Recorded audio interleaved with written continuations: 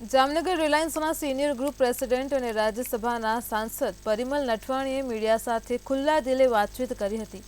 વાતચીતમાં તેમણે સાંસદ પૂનમબેન મેડમની પ્રચાર ઝુંબેશ દરમિયાન થતા વિરોધના વિશે, હાલના કલુષિત રાજકીય વાતાવરણ અંગે, અસામાજિક તત્વોને પ્રોત્સાહન ન આપવું, શાંતિ જળવાય એવું વાતાવરણ ઊભું કરવું, આ તમામ મુદ્દા વિશે જણાવ્યું હતું। સોશિયલ મીડિયાના ગેરઉપયોગ પર રાજ્યસભામાં ચર્ચાઓ કરીશ તેમ પણ કહ્યું હતું।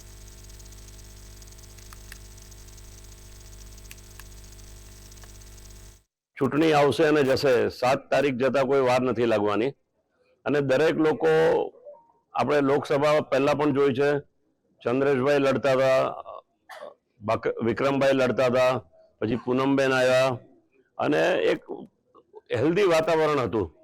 તો મારું એવું સજેશન છે કે મતદાન કોઈની બાજુ કોઈ પણ કરે અને દરેક પાર્ટીને પોતાનો અધિકાર છે એટલે લડવાના।